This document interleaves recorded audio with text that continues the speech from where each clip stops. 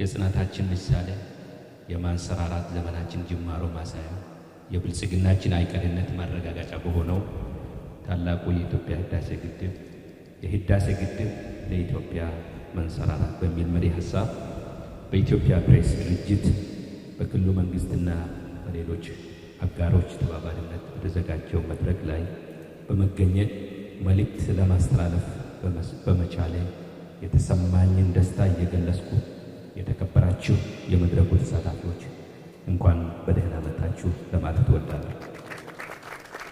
የምንገኝበት ከባቢያዊና አገራዊ ሁኔታ በበርካታ ውጫዊና ውስጣዊ ፈተናዎች የተወጠረ ቢሆንም በክቡር ጠቅላይ ሚኒስትራችንና በመንግስታቸው ድንቅ አመራር ፈተናዎችን ሁሉ በድል እያለፍን ዓለምን ያስደመመው ጉልህ ታሪካዊ ድሎች በማስመዝገብ ላይ እንገኛለን። በዚህ ረገድ በርካታ ፕሮጀክቶችና ኢኒሼቲቮች ለመጥቀስ የሚቻል ቢሆንም ይህ ዛሬ በጋራ የተሰባሰብንበት ታላቁ የህዳሴ ግድባችን ብቻውን የታሪካዊ ድሎቻችን ጉልህ ማረጋገጫ ይሆናሉ። በአዲስ ዓመት ዋዜማ ለትውልድ የተበረከተው ይህ ታላቅና ታሪካዊ ገጸ በረከት እኛ ኢትዮጵያውያን በችግሮችና በፈተናዎች ሳንንበረከክ ይልቁንም በእልህና በቁጭት ለበለጠ ድል በጋራ የምንቆም መሆናችን ለዓለም ሕዝብ ያረጋገጥንበት የመደመራችን የመትጋታችንና የመጽናታችን ምልክት በአባይ ጉዳይ ከታሪክ ሰምነት ወደ ታሪክ ሰልነት የመሻገራችን ተአምርት ከመሆኑም በላይ ክቡር ጠቅላይ ሚኒስትራችን በግድቡ ምረቃ ወቅት እንዳሉት በርካታ ውስጣዊና ውጫዊ ተግዳሮቶቻችን ተቋቁሞ በራስ አቅም ታላላቅ ፕሮጀክቶችን መፈጸም እንደሚቻል ለእኛ ለኢትዮጵያውያን ብቻ ሳይሆን ለአፍሪካውያንም ወንድሞቻችን ጭምር ያሳየ የምስራቅ አፍሪካን የጂኦፖለቲካል ትርክትን የቀየረ አዲስ የታሪክ ጥፋት ነው። በመሆኑ የኢትዮጵያ ፕሬስ ድርጅት ይህን የውይይት መድረክ በዚህ ስፍራ መዘጋጀቱ በራሱ በእጅጉ የሚያስመሰግነው በመሆኑ በራሴና በክልሉ መንግስት ከፍ ያለ ምስጋና አቀርባለሁ። ሁላችሁም እንደምታውቁት የግድቡን ግንባታ ከተጀመረበት ከመጋቢት 24 ቀን 2003 ዓ.ም ጀምሮ የተለያዩ ፈተናዎች፣ እጅግ አስቸጋሪ ውጣ ወረዶችና ውስብስብ ዲፕሎማሲያዊ ሂደቶችን አልፏል።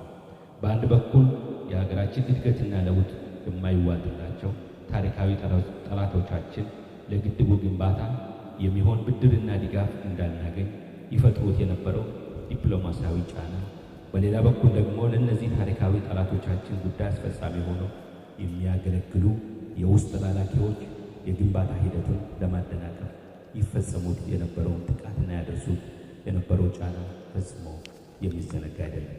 ሆኖም በፈተናዎች ውስጥ ማለፍን ለችግሮች እጅ ሳይሰጡ በእልህና በቁጭት የበለጠ መበርታታትን ፈተናዎችና ችግሮች ተጋፍጦ የማለፍ ጽናትን እንጂ ተስፋን የመቁረጥ በማናውቀው ኢትዮጵያውያን የተባበረ ክንድና ብርቱ ጥረት ግንባታውን በስኬት በማጠናቀቅ በተለየ ድምቀትና የሀገራችን ከፍታ በሚመጥን ሁነት በጉባ ተራሮች መሃል በይፋ በመመረቅ እነሆ ዛሬ በጋራ ተሰባስበን ስለሱና ስለ ትሩፋቶቹ በጋራ ለመምከር በቅተናል።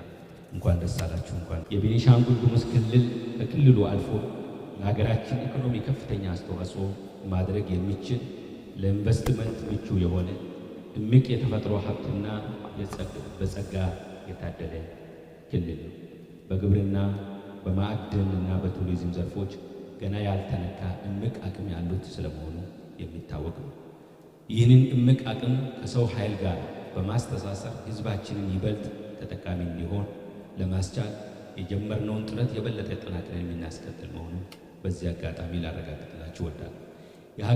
የሀገር ውስጥና የውጭ ኢንቨስተሮች የህዳሴ ግድባችን ያስከተላቸው መልካም አጋጣሚዎችና የክልሉ መንግስት የፈጠራቸው ምቹ የኢንቨስትመንት አማራጮች በመጠቀም ወደ ክልላችን መጥታችሁ ኢንቨስት ማድረግ ለሀገር የሚበጅ ለህዝብ የሚጠቅም ለትውልድ የሚሻገር ታሪክ እንድትሰሩ በዚህ አጋጣሚ ጥሪዬን አቀርባለሁ።